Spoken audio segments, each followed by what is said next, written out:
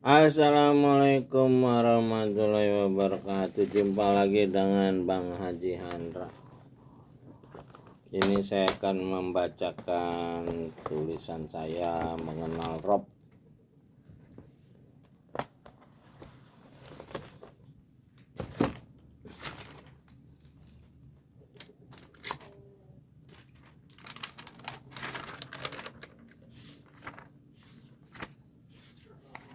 Sembilan puluh 98 ya. Juz 3 surat 3 ayat 53. Juz 3 surat 3 ayat 53. Juz 3 surat 3 ayat 53. Saya akan bacakan Arabnya. A'udzubillahi minasyaitonirrajim. Bismillahirrahmanirrahim. Rabbana amanna bima anzalta wattaba'na rasula faktubna ma'asyahidin. Artinya, ya Rob, kami telah beriman kepada yang Engkau turunkan dan kami telah mengikuti utusan. Karena itu tetapkanlah kami bersama golongan orang-orang yang memberikan kesaksian.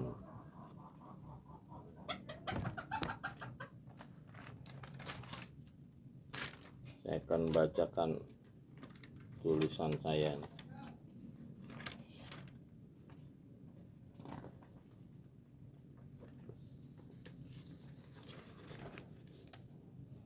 Rabbana amanna bima anzalta wa taba'na rasula faktubu ma'asyahidin. Rabbana, saya beriman kepada petunjuk yang datang dan mengikuti utusan, saya tetap akan bersaksi.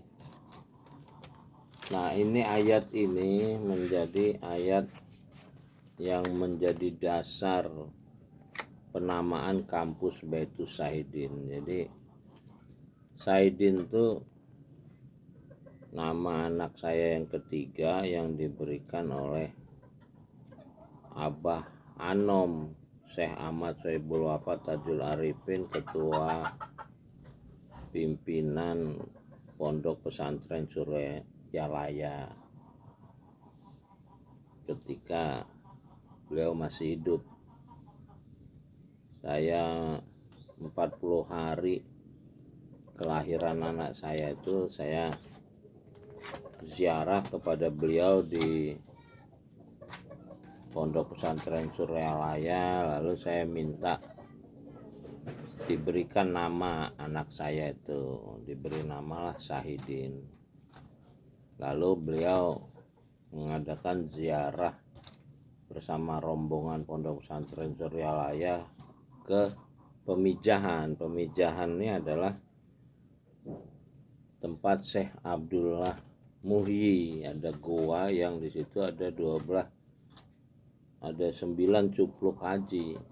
Nah, saya pernah dengar ceritanya bahwa kalau orang ziarah ke sana, palanya dimasukin ke yang lobang yang berbentuk topi haji itu, insya Allah dia naik haji. Alhamdulillah saya waktu itu saya masukkan tahun 2001 itu.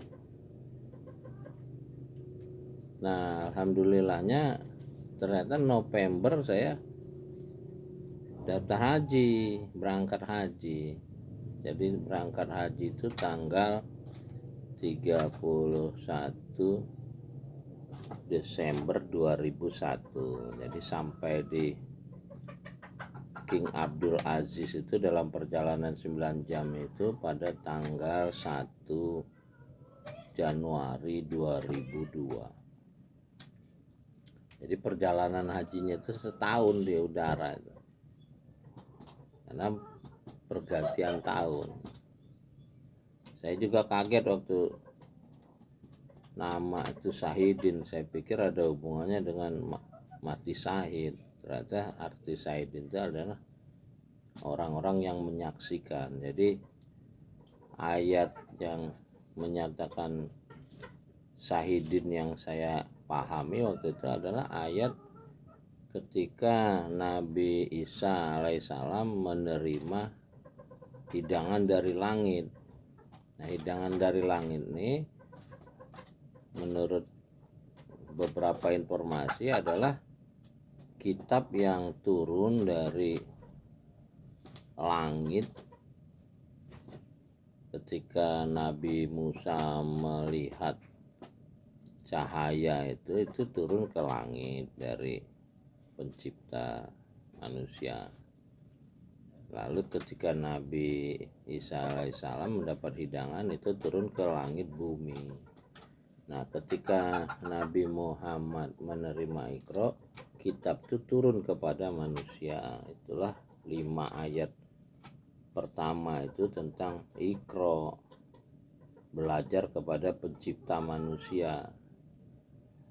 Ya, mudah-mudahan kita semua bisa mengambil hikmahnya.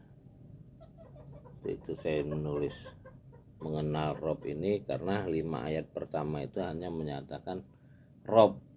Iqra bismi rabbikal ladzi khalaqal insan min 'alaq, Iqra wa rabbukal akram. Jadi Rob itu lebih dekat daripada urat nadi, itulah akram, akrab, dekat.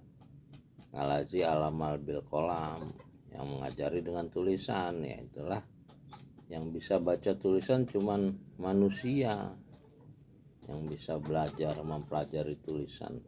Tulisan ini sebetulnya bukan tulisan seperti kita sekarang, tetapi alam semesta itu tulisan.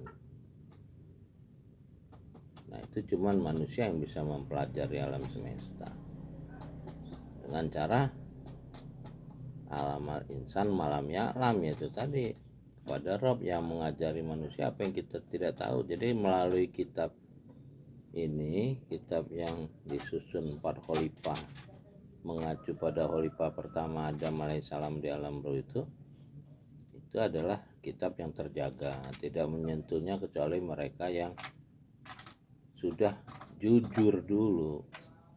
Kayak Nabi sebelum menerima Iqra itu dia udah dikenal Al-Amin, orang yang jujur. Lalu 5 tahun dia menjaga diri dari perbuatan maksiat lah, sehingga dapat Iqra. Jadi Iqra itu memang sesuatu yang sudah terbimbing orang sampai ke sana itu. Kalau dia sering maksiat, sering melakukan perbuatan yang merendahkan dirinya, maka dia tidak ketemu kitab itu. Ya, sampai jumpa lagi dengan Bang Haji Handra dari Menara Langit. Ini kita lagi berada di Jannah Poros Langit. Mudah-mudahan kita diberi hikmah. Sampai jumpa lagi. Terima kasih. Assalamualaikum warahmatullahi wabarakatuh.